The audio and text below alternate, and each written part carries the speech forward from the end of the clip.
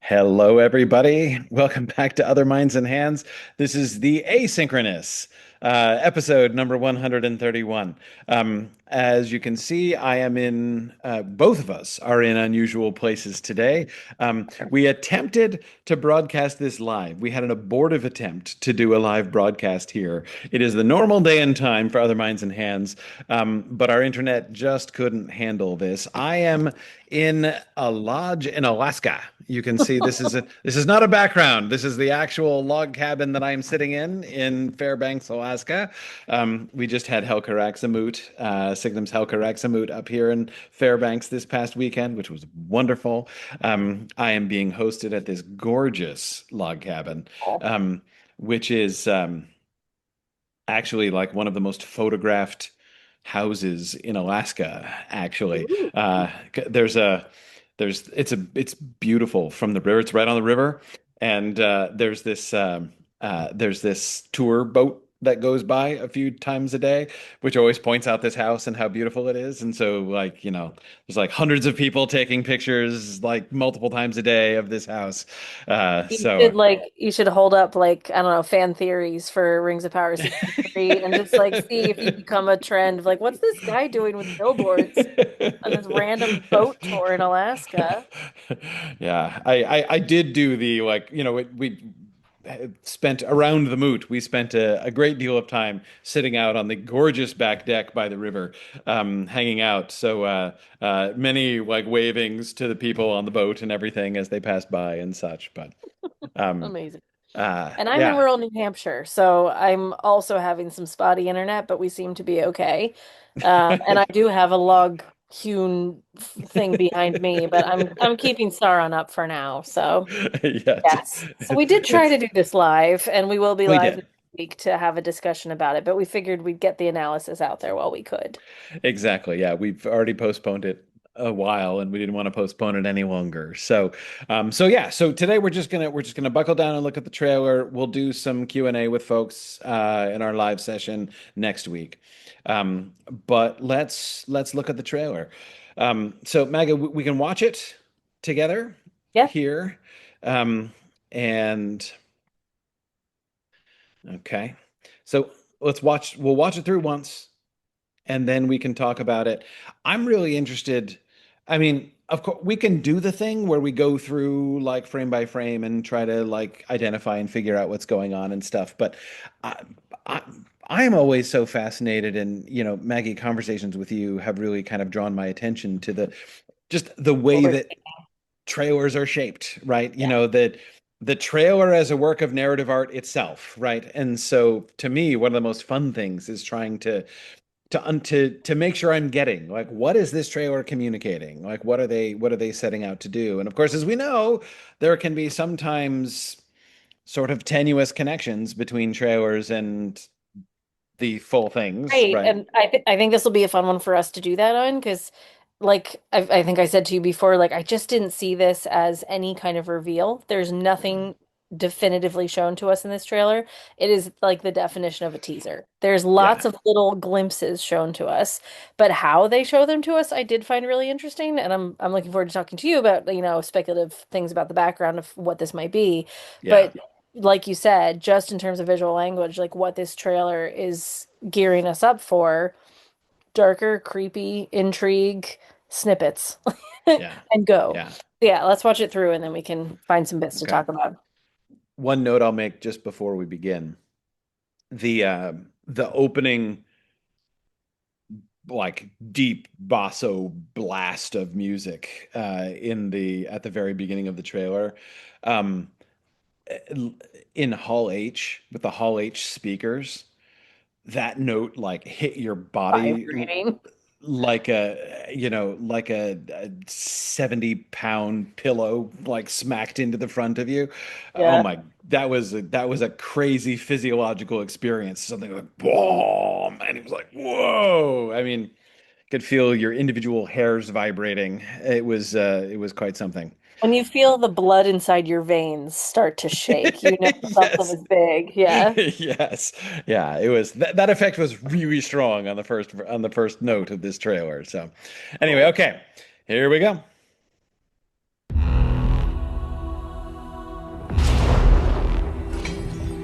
Now is the mighty hour come. The Dark Lord is on the brink of crafting a new power. One reign to rule them all. He's got armies scouring Middle-earth. Middle-earth will burn. Has it not yet occurred to you? Death might well be the price of saving it.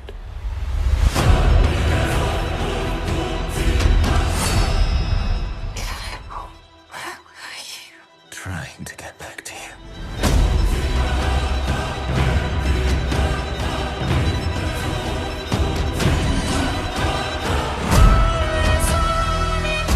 There are no friends of Mordor here.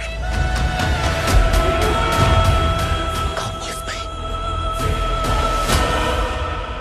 The Dark Lord. We have to stop him. The shadow rises in Middle-earth. How would you like to rise with it?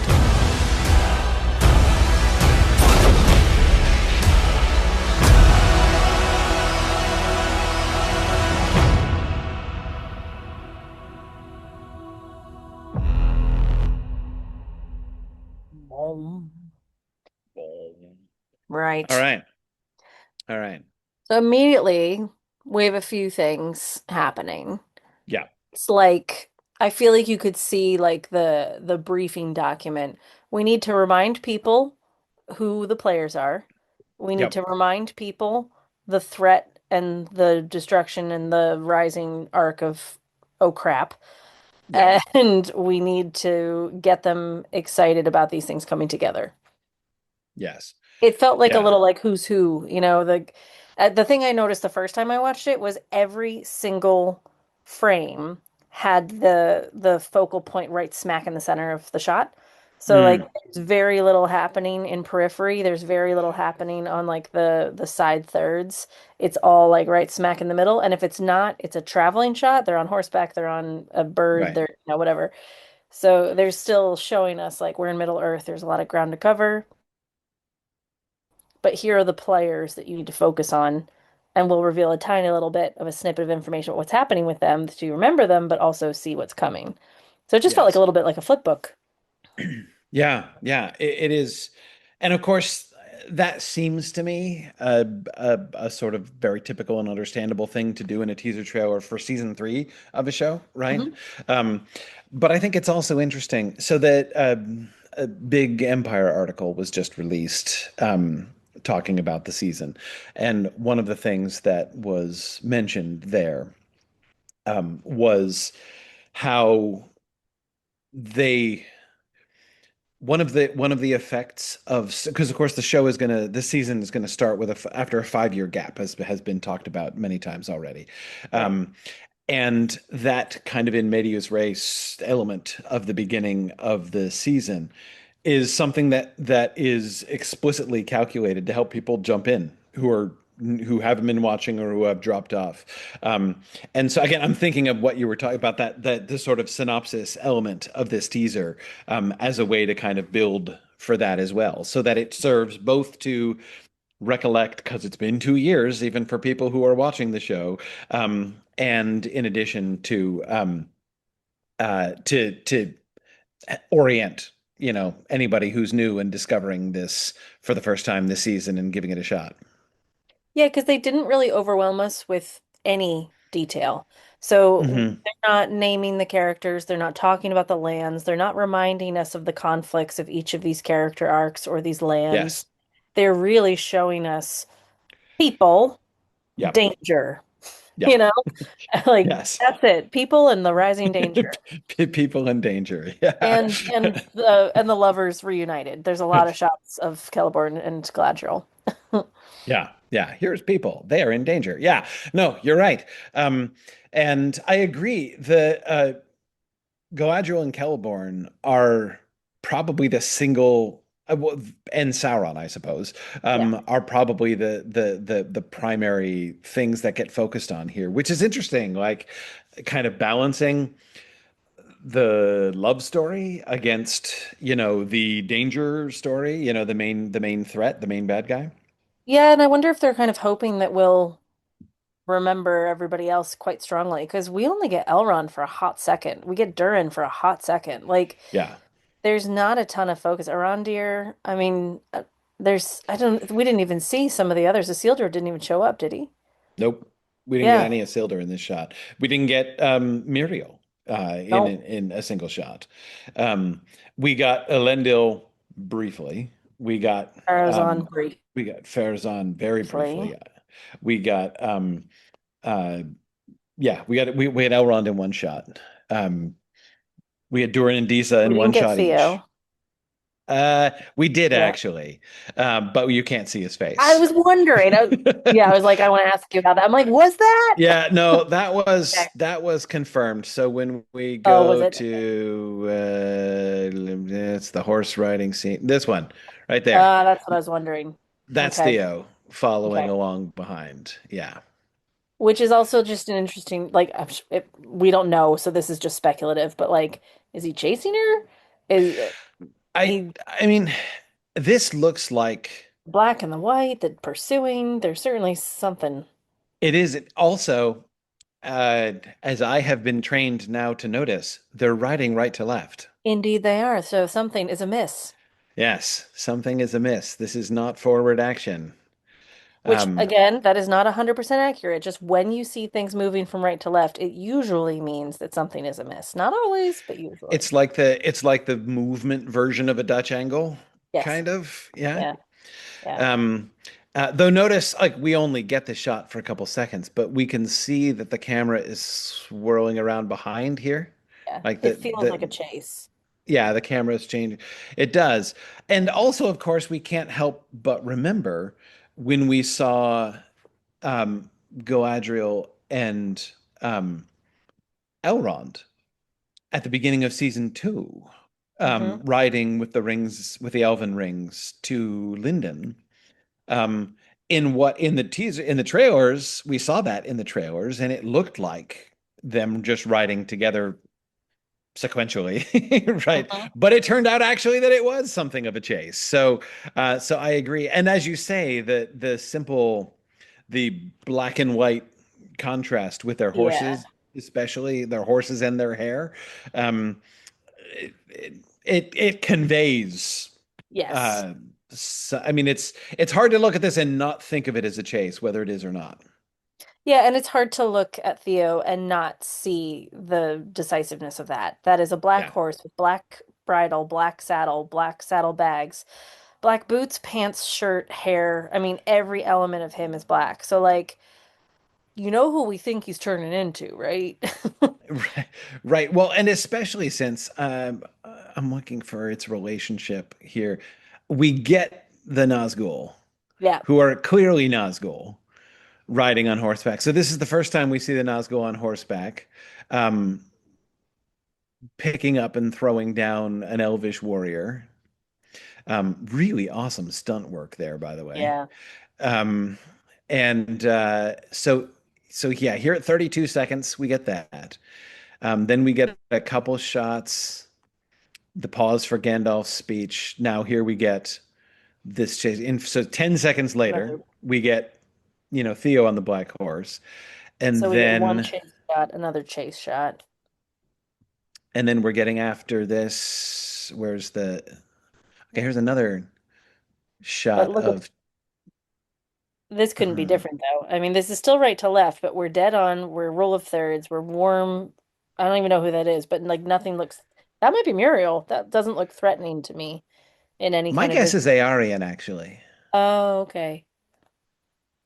My guess is Aarion. And I don't know who that is in front.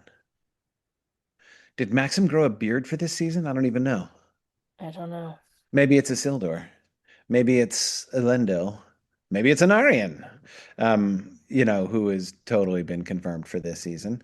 Um, but the scene I was looking for is Oh, I love that helmet. Let's talk about that later. this one. Yeah. Yeah. So we've got, we end here with the Nazgul on a black horse as well. So there's Anyway, yeah, but I agree with you. I mean, just There, looking at there's going enough back to seeds the planted. yeah, going back to that horse scene. Where was it? This one. Yeah, yeah, yeah. Um, this is so different. Like this does not Mhm. look like a chase scene at all, right?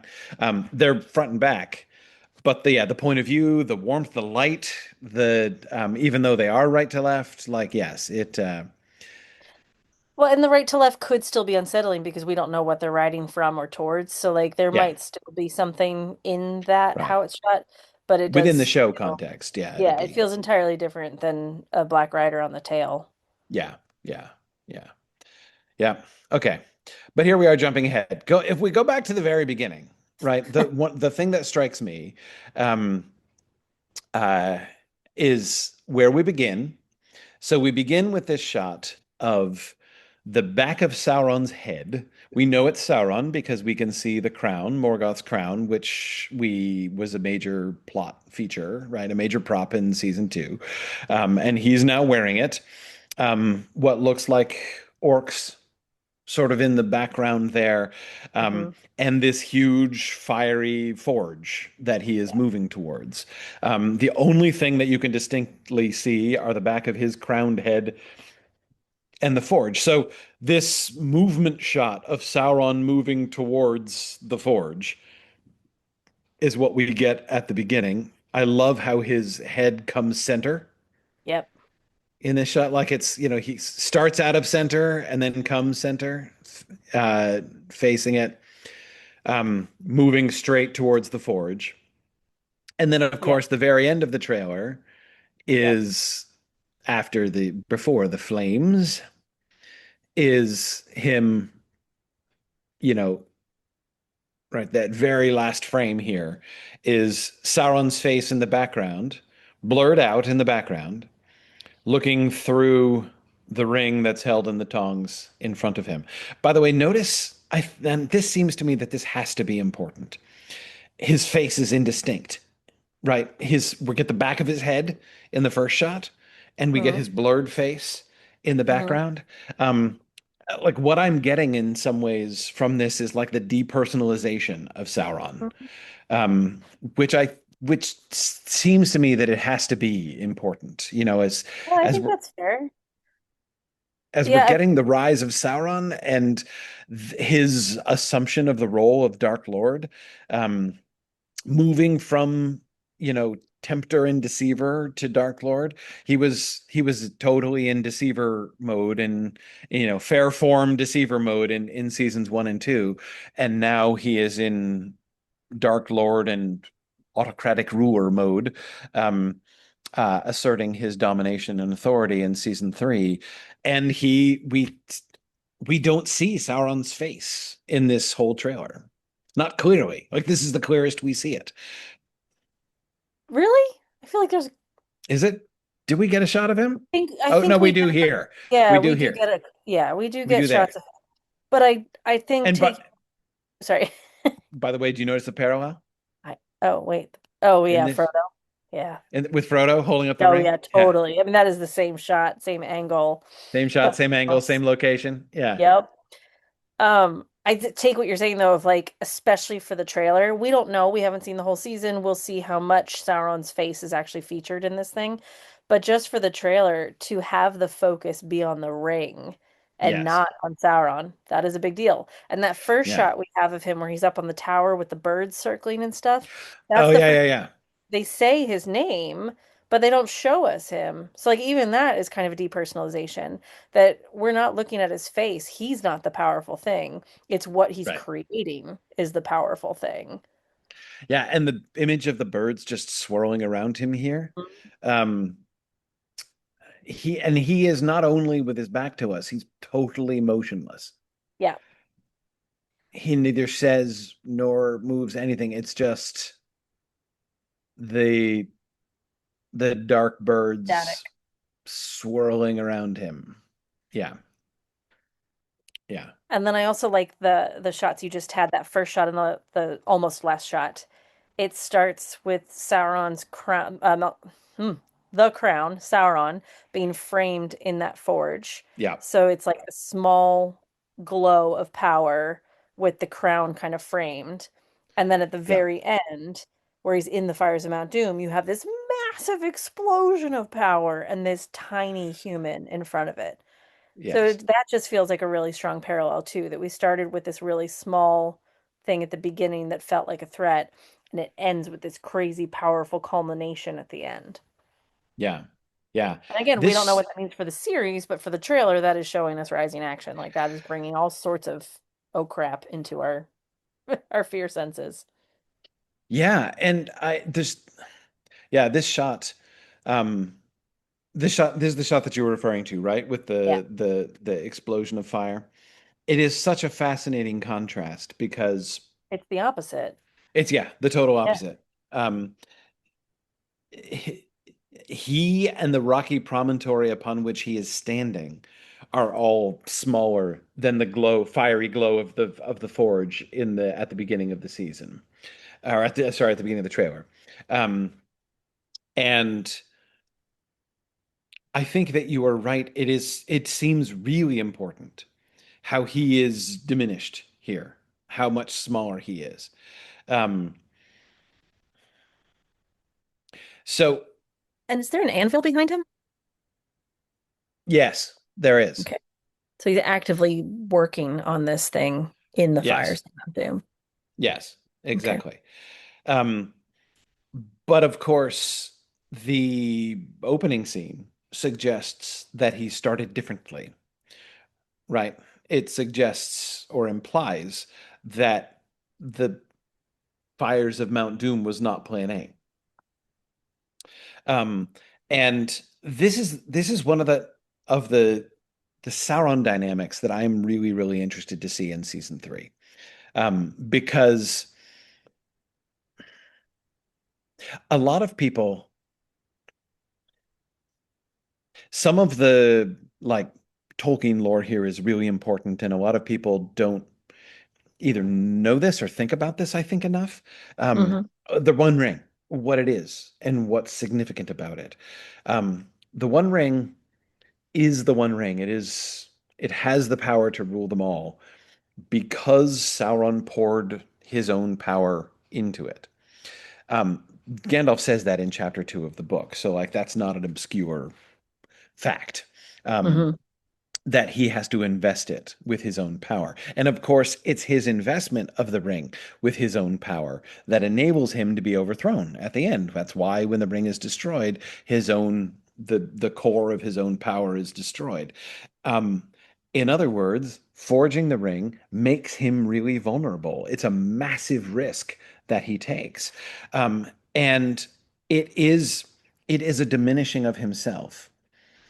And very importantly, I think, in the sort of larger context, and I say this is important because we keep getting the Morgoth context. Sauron's backstory, Sauron and Morgoth in the First Age is something that has been brought up a bunch in this season, especially in season two, where Sauron is talking about how he was abused by Morgoth and how he was trying to differentiate himself from Morgoth, right? Right. And Morgoth himself, one of the things that Tolkien describes is that um, Morgoth was like massively powerful, but was like greater than archangelic power. He was the most powerful creature other than Iluvatar in the entire cosmos. And but he weakens himself over time. And the way that Hmm. he weakens himself over time is pouring his own power into the world in an attempt to control it, in an attempt to dominate it. And this leads him down this like nihilistic path until he's almost destroying himself. And certainly, well, dehumanizing himself, though that's an odd word to use. It's only being used metaphorically in a sense about Morgoth since he's not human. But you know what I mean? Like Yeah. his own power, his own personality, his own will is reduced by the fact that he keeps pouring Power. himself into all of Arda. So again, and that's part of this like abusive process that Sauron was describing in that Rings of Power Sauron was describing in season two, and what he was saying he wants to differentiate himself from. So, what it seems to me like what I've been sort of waiting for, right? What I've been anticipating in season two is that Sauron will find himself at this turning point where he has to decide, like, if I'm going to achieve the goals that I want to achieve, if I'm going to dominate things the way I want to dominate things, if I'm going to accomplish my goals, I'm going to have to do just what Morgoth did. And I would expect Rings of Power Sauron, based on what we've seen in the first two seasons, to be resistant to doing that, to try to avoid doing Mm. that. And so the over the course of season three, the making of the One Ring is surely not a trivial thing, right? It's not going to be, um, Taken lightly. no, not Yeah. taken, like even resisted, like hoping it doesn't come to that, right? Or Yeah. rather, hoping he can do it some other way, while remaining himself, without jeopardizing himself, without exposing himself, without degrading himself, ultimately, which is sort of what it amounts to. That has to be a last resort by Sauron. Or there's got to be a really clear explanation of why he thinks that makes sense, like why Yeah, that's a good yeah, option.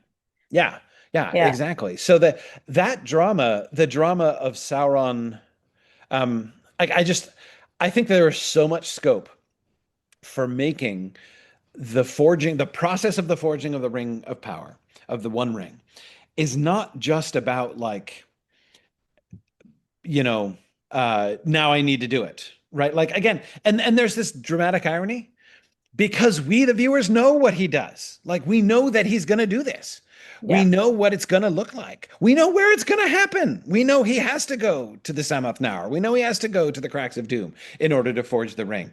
And, but yet, like, I think if you want to tell the story well, I cannot imagine that what Sarana ends up doing was his plan A. It can't, like, he'd be an idiot if it were his plan A, especially having watched the degradation of Melkor over, Yeah. the first few ages, or over the long early ages. Um, so yeah, like, surely he's not going to be like, okay, great, awesome. My plan is almost in place. All I have Well, to do and now is, like, pour my soul into this ring, and then Bob's your uncle. We're good. Like, it'll be fine. Well, and it yeah, seems like too easy to just say hubris, right? Like right. I don't know how they're gonna go about doing this, but like I don't think he's cocky about it. He's calculated. So there's got to Yeah. be something else that they figure out here to that time. And it's a huge risk. It is like the One Ring is an enormous gamble, which is going to work for a while and then backfire. Um, and so, yeah, like, having them bring Sauron into that process is something that I'm really looking forward to. And anyway, I'm talking about all this, Maggie, because of the observation that you made. I hadn't really tracked with that. My very simplistic reaction to this scene in the trailer when I got here was simply like, wow, they're making the Cracks of Doom look really big and impressive, right? Especially contrasting this shot, the back shot, with the huge fire. We never got that in Peter Jackson. Like, this is very different from any of the Peter Jackson shot Mhm. angles we got at the Cracks of Doom. That was like rocky shelf and a chasm Yeah. with fire at the bottom, right? So we could see fiery glow behind. We could look over and past them and see the pool of lava into which they were possibly falling at various points.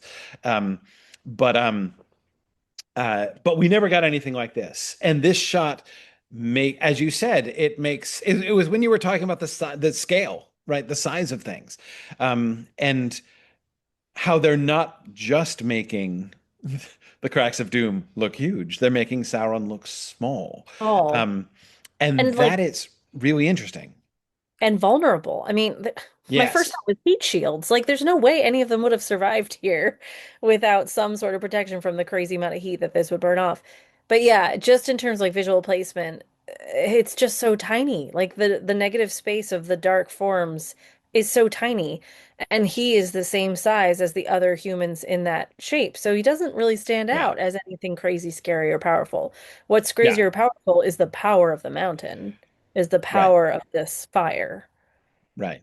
and we can see him holding up the hammer so that when the camera shifts around and it's focused on him, he's full, and when he's full shot here, um it's like, yes, this looks sort of uh he's very prominent and impressive, and we see the crown and everything here.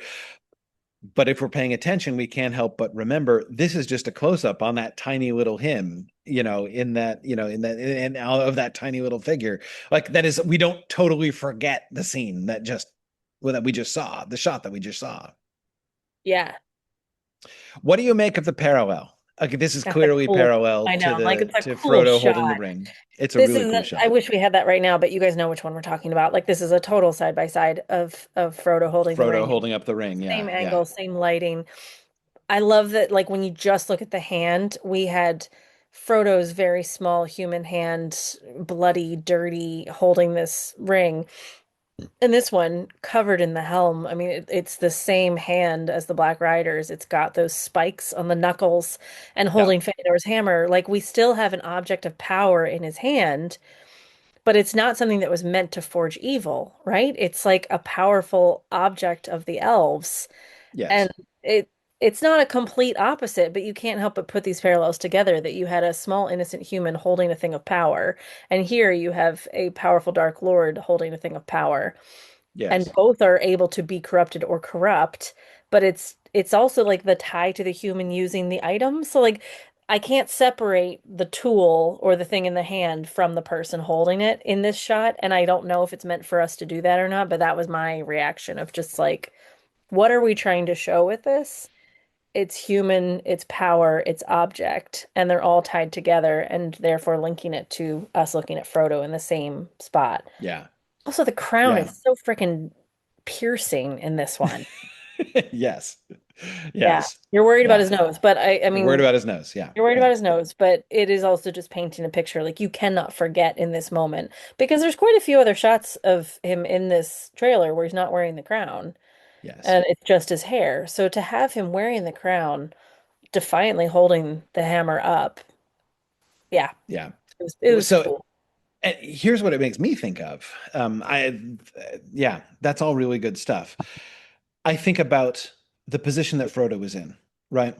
Um, the decision point that Frodo is reaching.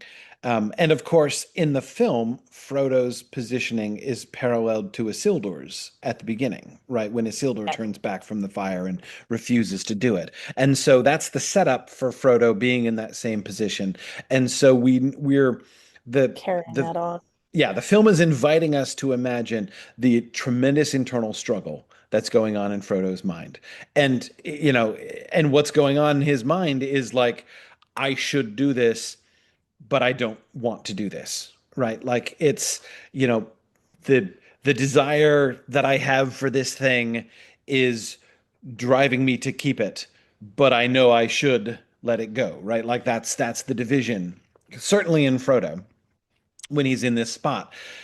To put Sauron in that spot is just fascinating because he's about to make that ring.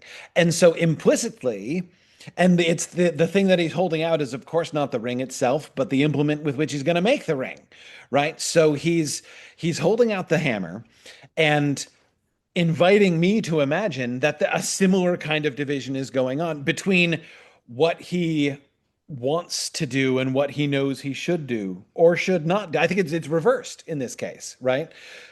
Where like his desire to establish his dominion and to get everybody finally behaving and obeying him is driving him to do this thing that he knows he should not do.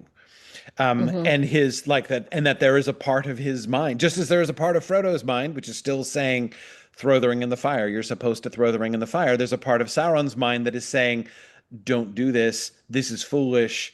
You're walking down the same path that you watched Morgoth walk down, that you were trying to resist. You need to remain so that like inviting us to imagine this very similar, though sort of inverted division in Sauron's own mind, that he's going through a similar struggle in the very forging of the ring is I think that is such a fascinating think very much in keeping with the way that this show has tried to show us, not just from Sauron's point of view very often, but tried to walk us through Sauron's own um, uh, Sauron's own process, right? His own Process. thinking, his own reasoning as he goes through this stuff. There's other things I want to say, but I don't want to speculate too much. I want to just talk about what we see. So we'll see. Yeah, yeah, yeah. We'll see what we see. Um, yeah, the sequence at the end. Let's just look at this like final sequence here, just to kind of expand on what we're talking about. It starts with the hammer itself, Yep. and the hammer itself sitting in a toolbox with a bunch of Cave. other Yeah. implements, right? Which is by itself interesting. Remember where we first saw this on a display stand in Celebrimbor's workshop, right? Hmm. Um, in Pride of Place, this is the hammer of Fëanor with which he made the Silmarils. And now that same hammer is being seen in this black box, like jumbled in amidst other forging tools, right? It has become yet one more implement of the Dark Lord, right? And then we get this side angle shot. So basically, we get three different angles on the raising of the hammer, right? I'm just thinking about real quick, just thinking about the hammer too and how we're shown it sat in a Hmm. black box surrounded by black tools. It's lightly glowing, but it's mostly black. So there's a real like foreboding. Whereas when we saw Yeah, it before, it was in the warm, glowing light of a workshop. yeah, It was yeah, revered and it was cozier. yeah, This yeah, this is not good. This looks like a torture device. yeah, yeah. Um, but as you say, it still has that same, the same beauty, the same. Hmm. It's shining compared to the rest of them. Um, yes, We still know what it is, but it's a little foreboding. yes, yes. Then we see him from the side lifting the hammer towards And the fire rising up with it. the fire rising up with it, the fire that is much greater than he rising up with it. And we even see at the very end, we see him turn away his Mm. face, like he can't take it, like he can't take the fire. But then we return to him facing steadfastly out, holding the fire, the scene we've been talking about, the parallel to Frodo. And then now the final focus is just on the ring, and he is faded into the background. And it's big. Yes. It Yeah. takes up a significant portion of his face. Yes, exactly. Again, this really says to me the consequence of the choice, the loss of himself, the fading of his own identity, as he makes the ring. Okay. Within this frame, like all teaser trailers, there's so much. Um, do you want to focus on the Galadriel and Celeborn story for a minute? Yeah, I feel like Because I want to talk about it a little bit because it took so much focus of the trailer. Let's yeah, let's talk a little bit about them. yeah, because we do get a bunch of scenes. We get more in the way of narrative for Galadriel and Celeborn than we get for almost anything else. Yeah, and So, like I assume that means it's going to be a big point in this season, and we haven't learned mhm. or heard much about him up to this point except that he's missing and we don't know where And presumed dead by her. and presumed dead by her. Yeah, So like just taking the snippets of this trailer, you can glean a lot. Like I think this is a yeah. flashback. I'm guessing this is like a warm memory of something in the past to show us their depth of I think so too. relationship. It's too fuzzy. It's too warm and clean. No part of her is warm and clean in this season. So I feel Yes, like that's probably a throwback. We get him in prison, which I assume is Sauron's prison, and we get them coming together. So like in this short little trailer where they only get a couple of snippets, we're able to kind of see their relationship, see her heartbreak, find him imprisoned, and have him tell us we have to stop the Dark Lord. So like you get yes, relationship establishing and you get action for their characters and motivation in just these little pieces. Yeah, that shot. yeah, yeah. So this is the second shot of the two of them, where she whirls around and drops the sword. This is such a well-framed shot right here Mm. with the sword dropping and Across him. across him. Mhm. Yes. Um, so we see her bottom half and her hand and her sword falling down across his body and then comes back to her face.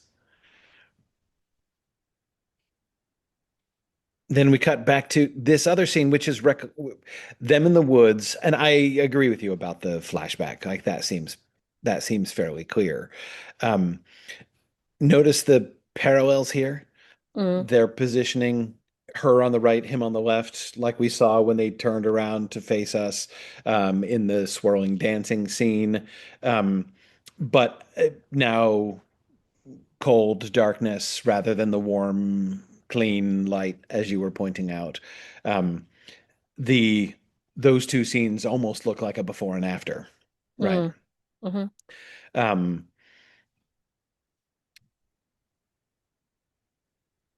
I I was just talking with someone at the moot that we did this past weekend who was hearing rumors that there was going to be a love triangle with Oh no. Galadriel in this season. Um, I believe that to be untrue. I'm Um, hoping that's untrue, but I feel like I can already hear some of the Tolkien community cheering that theory on. yes, um, I believe that theory to be untrue. I believe that theory to be uh, grounded in people who uh, like both the small but vocal subset of people who really like the idea of a Sauron Galadriel romance, um, and the larger group of people who make fun of a Sauron Galadriel romance. Yeah, And so in the minds of both of those groups of people, the idea that Galadriel and Sauron are a thing, are going to be a thing in this show, um, yeah. lives on. And so when you see the undeniable you know, love connection between her and her returning husband in this, they are taking from that and projecting that there is some kind of division in Galadriel's mind, between love for Sauron and love for Celeborn. I just don't see it at all. I think, I feel like it's a poor reading of season two. yeah. Um, I think that her rejection of Sauron at the end of season two was perfectly clear. Um, and that there is no, you know, I do not see there remaining any vestige um, of like desire or love for him in The thing her. I could see coming off of this is people who don't know the depth of the lore would be looking for a love triangle. Yep, that's an easy plot Right. point to work on and have that add tension to a storyline. Sure, you Yeah. could be looking for that. I could also see Sauron goading her. Like Sure. him really poking the wound and being like, Yeah. haha, you thought you liked me. Like, I can kind of see, like, without the Right. humor, I can see him kind of utilizing that and manipulating her emotionally and maybe trying to put a bit of a wedge between Celeborn and Galadriel. So using that as a tool to kind of separate their love. So I guess I could see that element of a triangle situation, but I don't see any actual attraction between Galadriel and Sauron anymore. Like that's done, No, but he would no. absolutely use it to his purposes for sure. Yeah. And even the attraction that there was, it seems to me, the way it seems to me to function in the course of this show as a whole is to sort of show part of the character development of Galadriel, right? I mean, one of the things that we know about Galadriel is that she is in fact tempted. She is in fact drawn to dominate others with her will. Like that's a thing that she struggles with. Hmm. She has made peace with it by the end of the third age. She's given that up. She passes the test, as she says. But it's a real test of her sourced place, the opportunity to dominate. And in that, in as like the reason she has to resist it. In the books, the reason she has to resist it is because if she didn't, she would become like Sauron. And so the way that they have folded this into the show what they did in season one with having her, joining with Halbrand and having chemistry with Halbrand and being drawn to what Halbrand was doing and wanting to support him in what he's doing and even use him as a tool, for Hmm. her larger plans in season one. And then to have it revealed that he is Sauron at the very end is a way of sort of showing her, yes, like what you are drawn to Sauron. You are drawn to be like Sauron. You are much more like the thing that you say you hate than you are willing to believe that you are. Um, and we see her kind of coming to grips with that a little bit over the course of season two. Um, they, yeah. So like they kind of personalized that in the link between Sauron and Galadriel, Hmm. which I think is an interesting thing to do. But anyway, whatever. I'm just saying, as I say, I anticipate no actual love triangle with Galadriel and Celeborn. In fact, if we go to their third shot together, um, which is even clearer. Um, okay, no, the third shot together is him saying, "The Dark Lord, we have to stop him." Which I have to admit, this is that moment in the teaser trailer is my least favorite. This is my least favorite moment of the teaser trailer. Like, Why? well, it's always like, when you're cutting little bits of scenes and taking them out of context and Yeah. smushing them together, it can sometimes have unintended consequences. I feel like this one does. Like, This one felt very like, we need to stop Sauron. Somebody's got to say it. And they just grabbed right, a soundbite from him. Yeah, exactly. I'm But just but curious, this like, particular soundbite makes Celeborn sound a little foolish, like he's like, wait, I have an idea. We have to stop the Dark Lord. No one thought of that, right? Like I just the way that comes across, I think I am sure the scene probably works better than that in its yeah, and full I'm sure version. we can infer he's been a prisoner there. So like he Yeah. has extra depths of knowledge about how horrible this situation is, sure. But no, I Yeah. kind of agree. There was just a moment where it's like you could hear a producer being like, "We need to move the action along and have him say stop Sauron so we know remember that Sauron's the baddie." And it Yeah. feels a little forced. Yeah. A little No, it foolhardy. it it feels forced. And again, I think my guess is that it is taking out of context a line that probably works much better in the full scene. So that's why I found that moment, that was to me the most clumsy moment of the trailer as far as trailer composition is concerned. See, Um, this shot you're on now is the one I found the clumsiest and a little bit awkward because we don't have the feeling for them yet. They're trying real hard in the trailer to give us this feeling. But like right. a kiss from Galadriel to anyone right now just feels very like, What? Like, well, that's not where we are. We're not in the romance story." So like I found this a little jarring, but I'm hoping when we get through the episodes they lay the foundation to have this relationship be very believable very quickly. That seemed to me, this is why I thought you were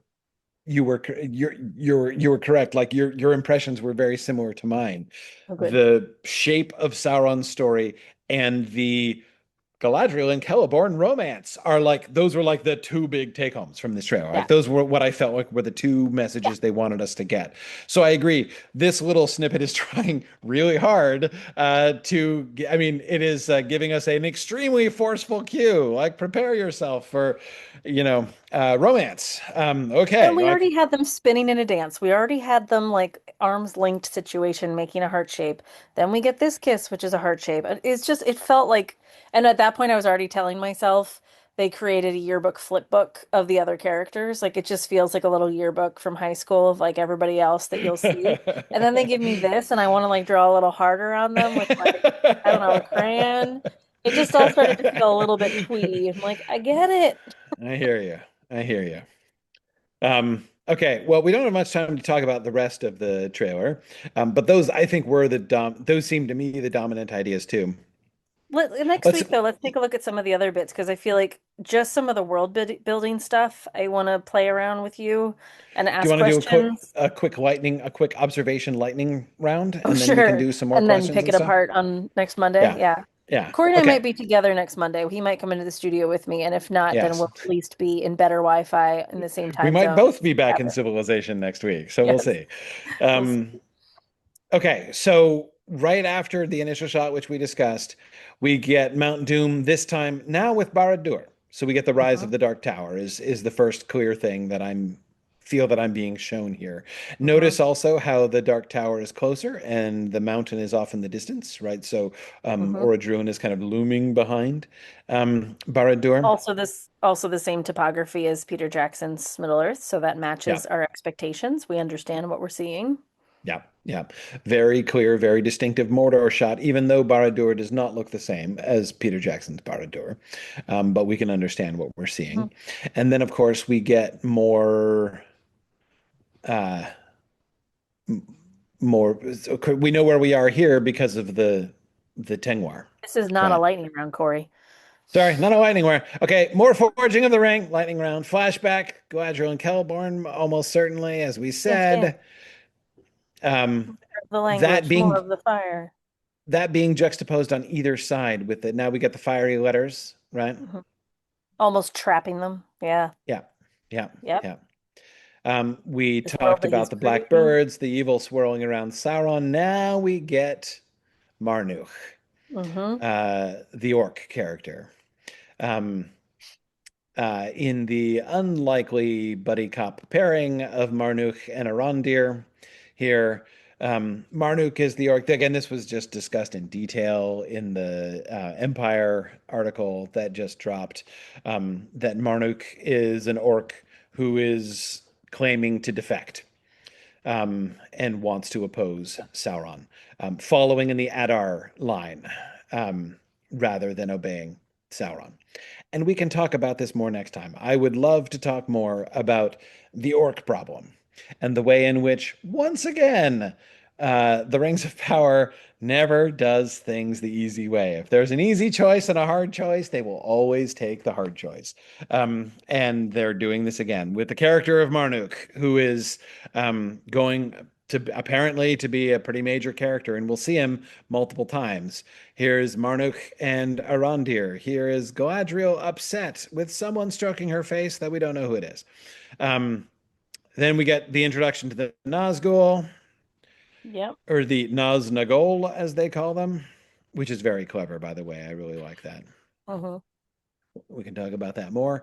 Arondir and Galadriel and Marnuk there, Hmm. all watching the Nazgul from a distance here. Um, dark people in dark forest with fell beasts. That's almost certainly a fell beast, the creatures that were the steeds of the ring wraiths in the Hmm. War of the Ring. Um, this we Powerful stone circle of fire. right, Gandalf looking at fire, having a conversation with the Dark Wizard there. So we've got our two Astari figures facing off against each other. Arondir watching something get destroyed, some Mhm. city. Okay, I'm not going to sit here and try to guess what city that is, but it's an interesting question. Um, And again, the Naz, colors just keep looking at this too. yeah, Nazgul in action. Galadriel looking up in the darkness.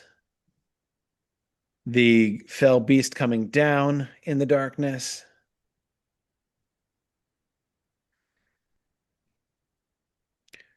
Gandalf talking to somebody about dying in order to save Middle Earth. Back to Numenor. Remember that place? See, they're just Ba- reminding us. right, back to Numenor. Oh, hey, look, our Pharazôn. He's ruling. Oh, here's Galadriel and Theo. Chase, Who, chase. the chase scene. Oh, Celeborn is back. A significant army of the faithful behind Elendil and I assume Anarion next to him. Hmm. The son we haven't met yet.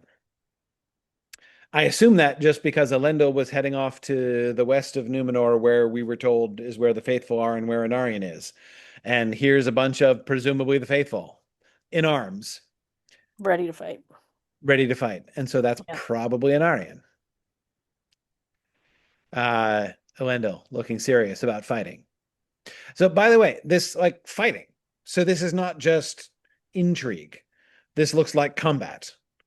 This is looking like civil war in Numenor, is what this is looking like. Notice that his armor is not clean. Like this shot looks like war's been happening. All right, keep flying, Corey. I gotta start a circle. Oh, no worries. Okay. Dwarves wandering around overground. That's Durin and Yeah. Disa, isn't it? Yeah, that's Darn and Diza. And maybe they're kids, was my thought. Possibly their kids. Yeah, their kids. We did hear rumors that their kids are going to be like teenage dwarves on screen this year. Right. And like, does this mean that they've left? Does this mean that they're traveling somewhere else? You know? The fact that the first glimpse of Durin and Disa we get is above ground is weird. Yeah. Like that feels important. And green and lush and not in a quarry. Yes, yes, exactly. Them just walking through the wilderness. Yeah. And then Elrond. The Yeah. only shot of Elrond we get is And that juxtaposition puts us like maybe they're in the same place. It kind of looks like he's, I don't know, somewhere also green and lush and warm and cozy. yeah. There are buildings. I'm guessing Rivendell, but now we have a Nazgul and orcs coming in somewhere, possibly Khazad-dûm, on account of there's Durin now armed, Yep. talking about there not being any friends of Mordor here. And there's Disa looking unhappy, but we can't really tell much about that. Then we get what I believe to be Númenóreans riding through the water, which I think is Eärien, and I'm almost positive that's Eärien. It just looks like Emma. I don't know who this is. I would think either a Isildur or an Aryan, but Yeah. we get a Mumak, we get Gandalf with his glowing staff, looking very Gandalf the Grey. We get Marnuk the Orc saying, "Come with me" to Galadriel and Arondir, and then the three of them posing on a hillside, and the orc giving them a very "I told you so" look.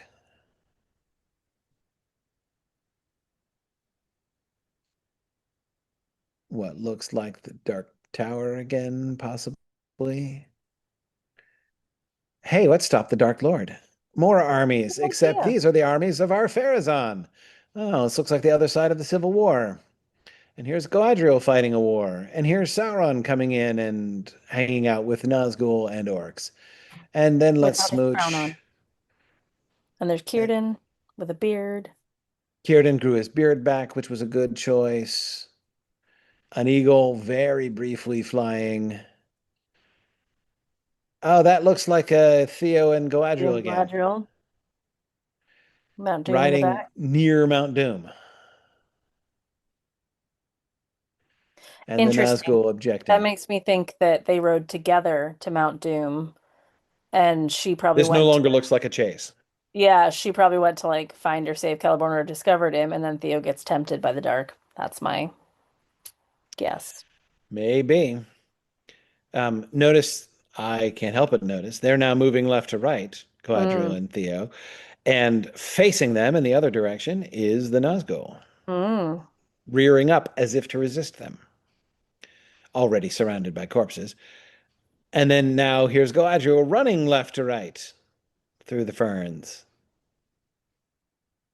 And that brings us to our closing sequence. Epic. Okay. Okay. Okay.